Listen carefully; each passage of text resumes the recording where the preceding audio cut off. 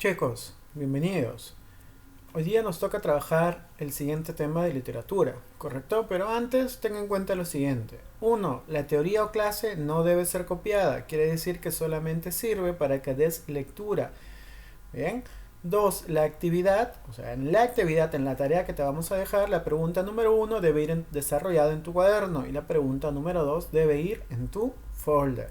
3, se va a revisar presentación, ortografía, caligrafía, contenido, originalidad, creatividad, entre otros. Bien.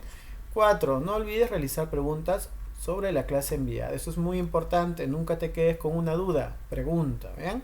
5, enviar fotos de las actividades realizadas al número que he colocado ahí y no olvides poner tus nombres, apellidos, grado y sección. Bien. Y por último, la fecha de entrega es el día jueves 23 entre la 1 y las 3 de la tarde, ¿correcto? No te olvides. Bien, dicho eso, comenzamos, chicos. El día de hoy nos toca trabajar en el curso de literatura, ¿correcto? El género narrativo y expositivo. Uno, vamos a iniciar con el género narrativo.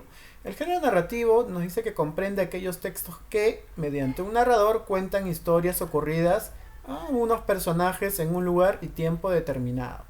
¿Bien? En el género narrativo se usa normalmente prosa, pero en ciertas obras épicas y romances se han usado también el verso. Chicos, aquí es bueno tener en cuenta lo siguiente. Recordarás que, digamos, los géneros literarios tienen como una línea de tiempo, ¿no? Y que el más antiguo o el primero de todos ha sido el género épico. El género épico en sus inicios fue desarrollado en verso. ¿Por qué? Porque eran de cierta forma cantados, ¿bien? Pero luego, con el pasar del tiempo, se ha ido desarrollando también en prosa, ¿correcto? Hasta llegar, digamos, a nuestra época en donde casi todos, o la mayor, digamos, eh, la mayor cantidad de obras suelen ser desarrollados en el género narrativo, pero en prosa. Y aquí vamos a ver las diferencias. ¿Qué diferencia tiene un verso con una prosa? Bien, en el verso nos dice que debe cumplir ciertas medidas y cadencia. Cuando nos dice ciertas medidas quiere decir que un verso pues en cierta forma tiene que tener métrica, tiene que tener rima, correcto, entre otras cosas más. Pero en la prosa nos dice que aquí es básicamente una escritura de forma natural. Quiere decir que es, hacerte un ejemplo, es como que tú agarraras tu cuaderno y comienzas a escribir, ¿no? Y escribes desde el inicio de tu cuaderno hasta el último o hasta donde puedes escribir en el primer reglón. Y luego continúas abajo de la misma forma y así sucesivamente. ¿Bien? Recuerda, el verso tienes que aplicar ciertas, digamos, ciertas medidas, ciertas cadencias, tales como la métrica, tales como de repente la cantidad de sílabas métricas, tales como tener entonación, tales como que tengan rima consonante o asonante, entre otros. Bien, pero en la prosa no, en la prosa es como que tú escribieras en tu cuaderno y no te preocuparas porque haya rima, porque haya métrica, no. Bien. Lo otro, en el verso nos dice que la rima es fundamental, ¿no? Que la rima siempre tiene que estar dentro del verso. En la prosa no, en la prosa nos dice que no necesariamente debe rimar.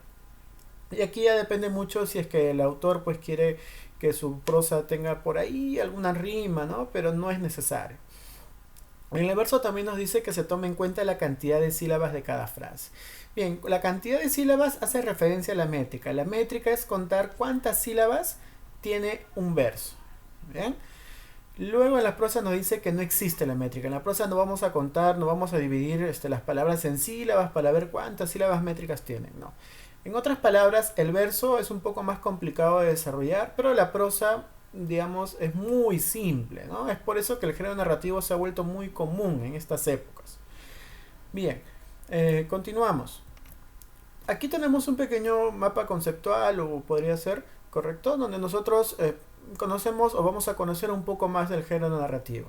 Bien, el género narrativo, ¿correcto? Considerado también el género moderno, porque se desarrolla con mucho más apogeo en estas épocas, ¿correcto? En los últimos años, tiene ciertos elementos. Uno sería el narrador. Tenemos también el personaje, el tiempo, el espacio y la estructura de la narración. En el narrador conocemos tres tipos, ¿bien? En primera persona, segunda persona y tercera persona. Esto hace referencia al yo, tú, él, ¿correcto?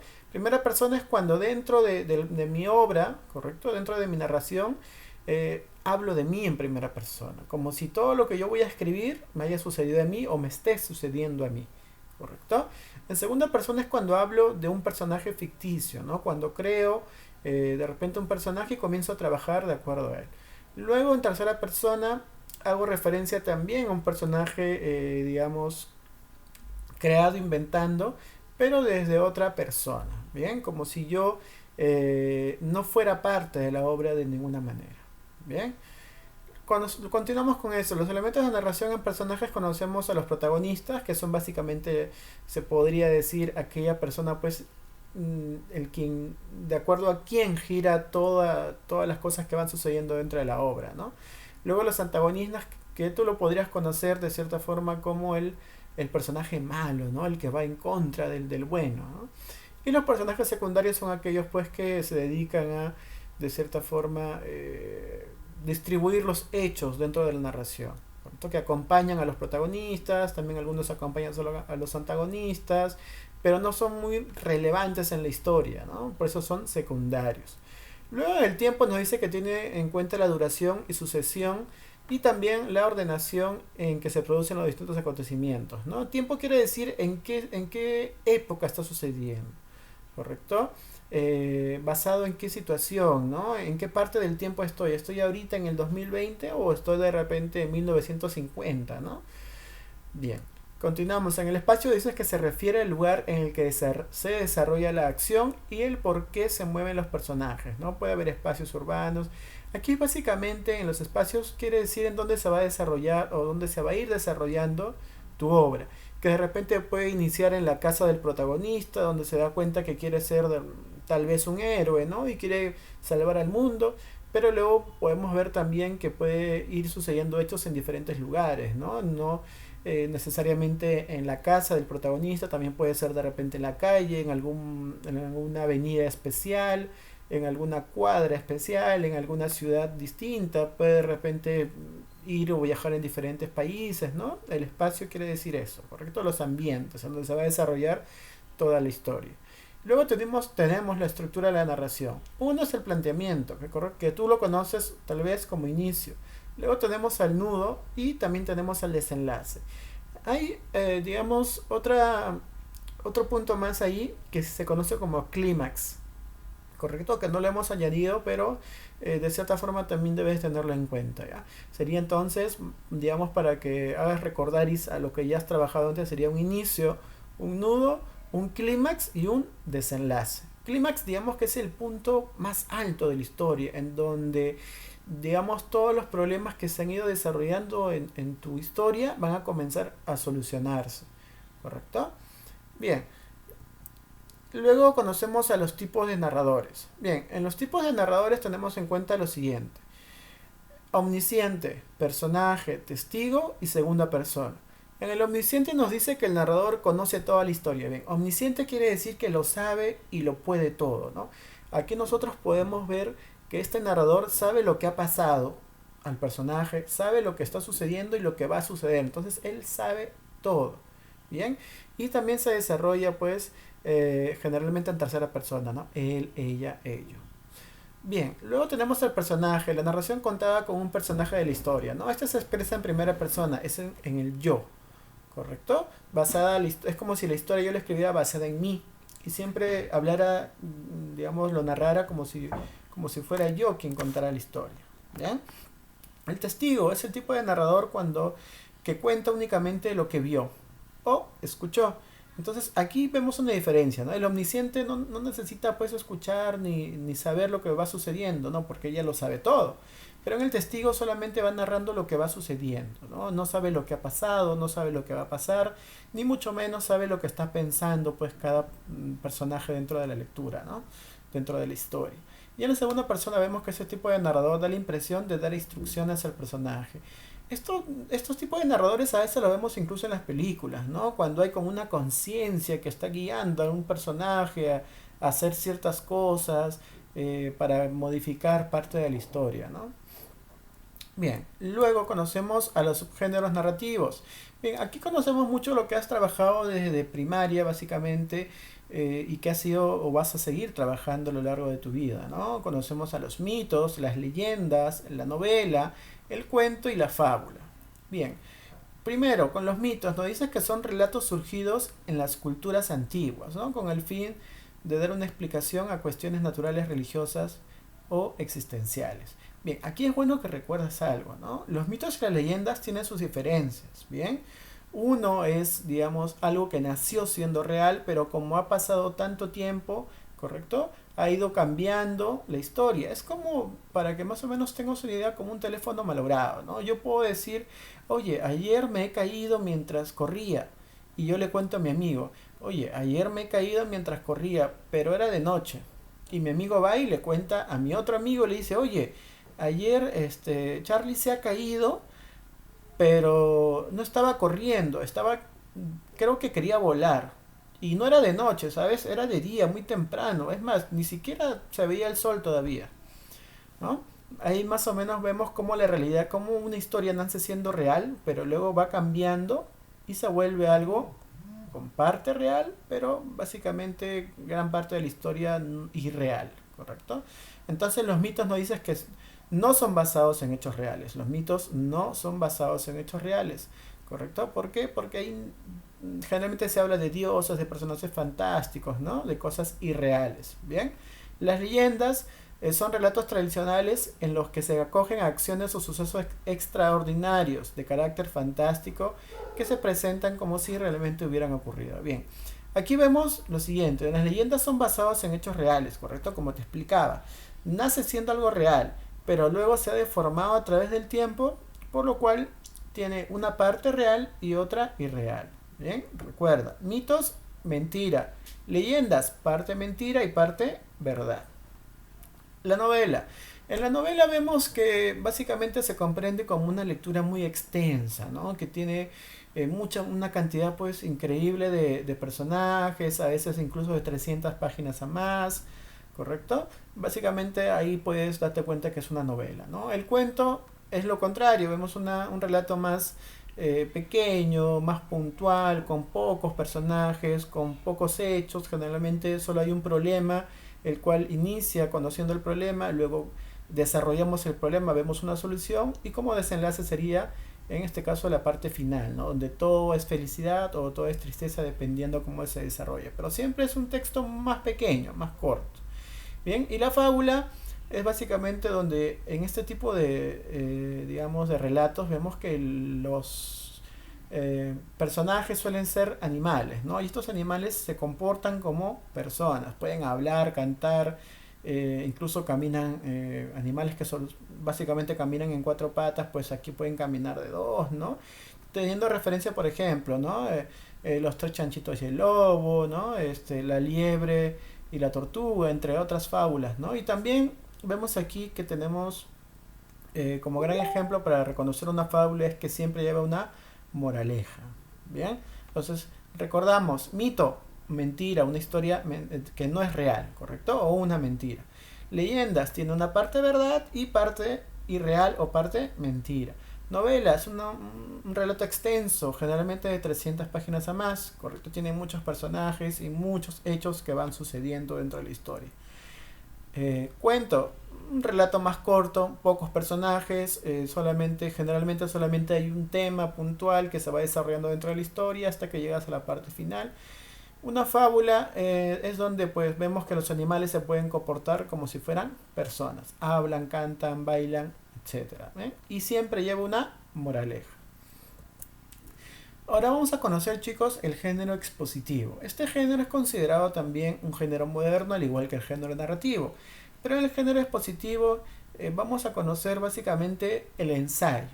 Bien, el género expositivo, digamos que es el último de los géneros. Bien, es un género literario muy especial porque es una mezcla de ciencia y arte. Recuerda que ciencia es pensar mucho, ¿correcto?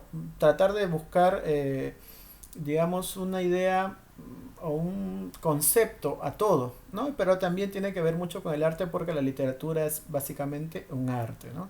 La obra expone o plantea un conjunto de ideas en forma clara, es ordenada, es precisa y lógica. Todo tiene, digamos, aquí vemos que la razón está por encima de todo, ¿bien? y sus temas son muy variados. Y puede ser científicos, históricos, sociológicos, filosóficos, políticos, literarios, educativos, económicos, entre otros, ¿no? El género expositivo puede ser representado de las siguientes formas. Tú puedes encontrar un género expositivo en un artículo periodístico, ¿correcto? Que generalmente son críticas periodísticas. Luego encontramos también las epístolas, que son cartas, ¿correcto? Cartas enviadas a otras personas. De repente tratando un tema puntual, ¿no? Por ejemplo, yo puedo hacer una carta diciendo, ¿sabes qué? Mira, voy a hablar yo pienso que nunca existieron los dinosaurios y todo es mentira. Y yo hago mi crítica, escribo mi carta y se lo envío de repente a Pedrito, ¿no? Y Pedrito va a leer mi crítica, va a decir, ah, esto es un género expositivo, ¿por qué?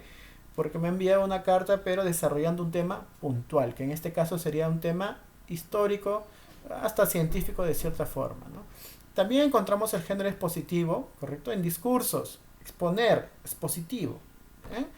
Y obviamente la oratoria también está muy incluida, ¿no? Y sobre todo, y de repente lo más resaltante, serían los ensayos, ¿no? Los ensayos que son básicamente una forma de expresar lo que tú piensas basado en un tema puntual, el cual obviamente tienes que estudiar porque no vas a hablar de algo que no conoces, ¿no? Entonces los ensayos generalmente tú lo vas a ir desarrollando en toda tu formación académica en secundaria y por sobre todo en la universidad, ¿correcto? Bien, continuamos. El género expositivo, vamos a trabajar, vamos a centrarnos en el ensayo. Bien, el ensayo es un tipo de texto que brevemente analiza, no vas a hacer un ensayo pues de 500 hojas, ¿no? Siempre tiene que ser, recuerda que hemos dicho que el género expositivo es puntual, ¿correcto?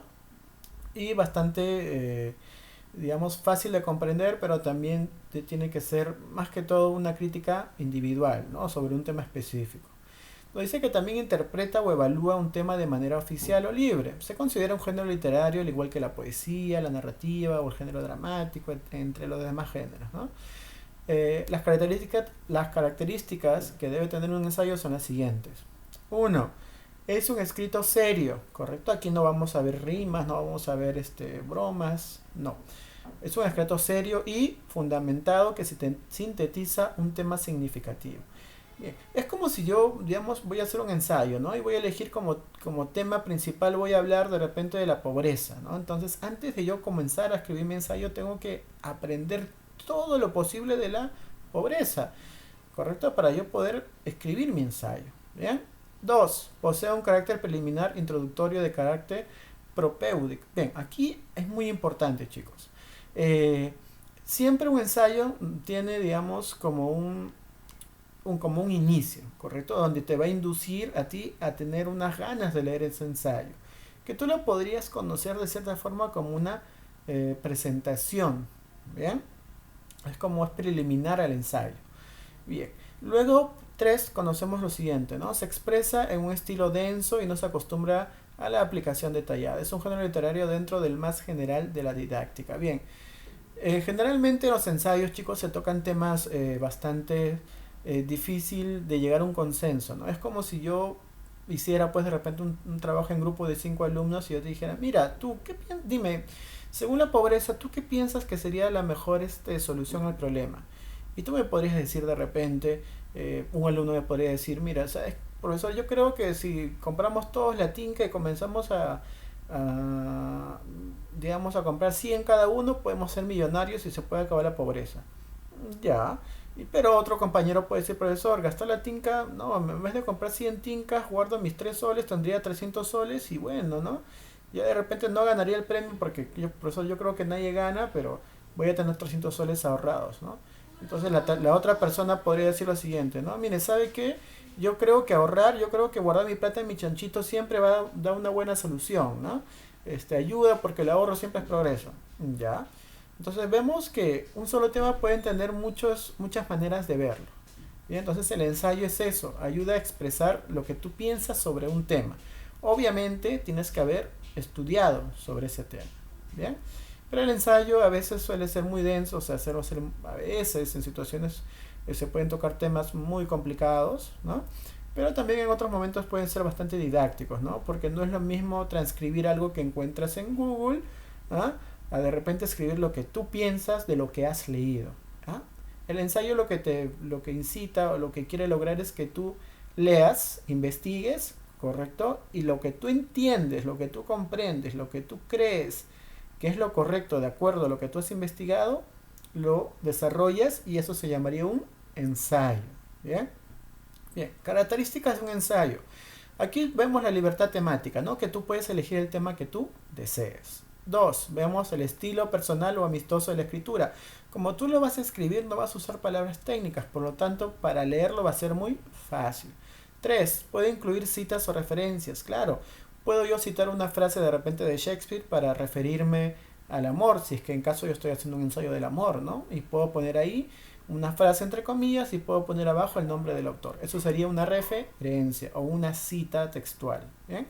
Tres, vemos que sin una estructura definida, el autor escoge el orden en que desarrolla su argumento. El ensayo también es bastante libre, ¿no? Tú puedes escribir si quieres de repente hacer un ensayo de un tema puntual en una hoja, no hay ningún problema, porque es tu ensayo, porque tú lo estás creando y como tú lo estás creando, tú pones tus reglas. 4. Vemos que su extensión depende del autor, ¿no? Aquí vemos también la libertad nuevamente, ¿no? Que depende de ti cuánto va a extenderse tu ensayo, si puede ser una cantidad de hojas bastante extensa o puede ser bastante pequeña, ¿eh? O en este caso pequeña nada más. Dirigido generalmente a un público amplio, ¿no? Como te decía, el ensayo pues lo trabajas en secundaria y mucho más en la universidad, ¿no? Porque ahí lo que los profesores buscamos es que tú desarrolles un conocimiento crítico, ¿no? Que siempre trates de investigar para dar tu crítica personal, individual. Entonces el ensayo, su gran utilidad es esa. Bien, continuamos chicos. En este caso conocemos tipos de ensayo, ¿bien? Por su longitud, por su enfoque y por su estilo. Por su longitud quiere decir pues qué tan extenso o de repente qué pequeño puede ser tu trabajo, ¿no? Luego también vemos que en el enfoque, perdón, que se puede clasificar en objetivos o subjetivos. En objetivos quiere decir de repente que tu ensayo tiene una solución puntual, ¿correcto? Y subjetivos quiere decir que puedes hacer tu ensayo, pero de repente dejando esa solución a dependencia del lector, ¿no? Que de repente, si es que lo lee Pepito, puede entender que sí, que la tinca pues nos hace millonarios, y de repente Pedrito, que ha leído tu ensayo, puede decir no, que la tinca no sirve porque nadie gana plata, ¿no? Para que más o menos entiendas. Subjetivo quiere decir eso, que depende de quién lea, ¿ah? ¿Correcto? Puede entender diferentes opiniones o diferentes finales en este caso. Por su estilo, que dice que puede ser argumentativo, expositivo, científico o de análisis literario. Vamos a, en este caso, trabajar tres tipos. Bien, argumentativo son los más subjetivos, se basa en opiniones y creencias. Argumentativo es como cuando yo te pido algún trabajo, te voy a pedir, te voy a decir, argumenta tu respuesta. Entonces aquí tienes que poner las razones del por qué tú, digamos, has respondido de esta manera, ¿no? ¿Por qué tú crees que eso es así? Bien, expositivo nos dice que no tenemos que aportar ideas personales, nos podemos limitar a comentar las teorías de otros. Aquí nosotros básicamente podemos leer las críticas de otras personas, ¿correcto? Y exponerlas o mostrarlas a otras personas, ¿bien? O también podemos, como bien dice, comentar las críticas de otros, ¿bien? Científico. Aplica el método científico, se puede enfrentar dos teorías. Aquí es muy parecido de repente a un debate, ¿no?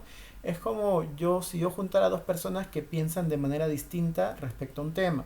Entonces aquí enfrentamos, en este caso solamente una teoría, ¿no? Pero vamos a imaginar que yo invento un auto que funciona solamente con aire. Y por ahí tengo otra persona que también inventa un auto que funciona con aire. Ambos tenemos una misma teoría, perdón, un mismo tema, pero dos diferentes teorías. Él piensa sobre este tema puntual de una manera distinta y yo también pienso de otra manera. Bien, se puede enfrentar dos teorías, pero de un mismo tema. Bien, dicho eso, también chicos, hay ciertos pasos que debes de seguir para elaborar un ensayo, ¿correcto? Recuerda, ya te he explicado cómo es un ensayo, entonces ahora hay unos pasos. Selecciona un tema conocido y de su interés. Tienes que seleccionar obviamente un tema que te guste, ¿no?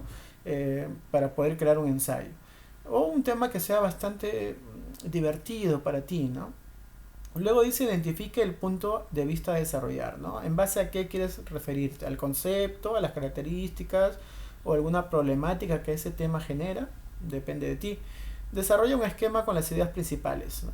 Y luego utilizar un bosquejo. Básicamente es como si tú escribieras alguna hoja, ¿no? Los temas o las ideas que tú vas teniendo sobre ese tema y los vas escribiendo como si fuera un blog, ¿ya? Búsqueda de información. Aquí ya hace referencia pues a que la idea es cuando tú estudias o conoces o tratas de buscar hechos sobre un tema es que aprendas nuevas palabras, ¿no? Identifica el vocabulario es que tú comiences a buscar de repente el significado de diferentes palabras que no vas a comprender, ¿no? Y que tu vocabulario por lo tanto sea más extenso. Y también nos dice que puede obtener citas, estadísticas, noticias y antecedentes, ¿no? El ensayo, para dar una crítica, recuerda, tú tienes que saber mucho del tema, por lo tanto, como tú vas a investigar, también puedes citar noticias, antecedentes, entre otros, ¿bien? Y por último, chicos, queda la actividad a desarrollar, que el día de hoy es desarrollar un mapa o conceptual, mental o un cuadro de llaves. Solamente vas a elegir uno y de acuerdo al tema desarrollar un organizador visual, ¿correcto? Eso lo vas a desarrollar en tu cuaderno. Tienes que poner el título del tema y la fecha. Y luego en el punto número 2 lo que vas a desarrollar es, en este caso vas a realizar un cuento en el cual tengas como base el momento más feliz de tu vida o el momento más feliz que has tenido en tu vida. Recuerda que un cuento no es algo real, pero sí puedes tocar un tema puntual. En este caso vamos a imaginar que tu momento más feliz ha sido cuando te regalaron una pelota. Bien, no me vas a escribir tu cuento como si fuera como una anécdota, no lo confundas. Aquí tú puedes crear, inventar muchas cosas, pero que tengan que ver con que el personaje principal recibe como regalo una pelota y que eso lo hace muy feliz. Bien, no vayas a confundir esos dos. Anécdota no es igual que un cuento. Bien, esto tiene una cantidad de mínima de 12 líneas para, digamos, desarrollar. Puedes extenderte un poco más, pero lo mínimo son 12 líneas. Bien, chicos, aquí voy a ponerte en el grupo de WhatsApp el número de celular en donde tú vas a entregar, digamos, las fotos de las tareas. Bien, eh, y básicamente es eso, chicos. Bien, cuándo lo vas a entregar va a ser el día jueves 23 entre la 1 y 3 de la tarde. Y en el grupo lo voy a detallar mejor. Bien, chicos, nos vemos. Gracias.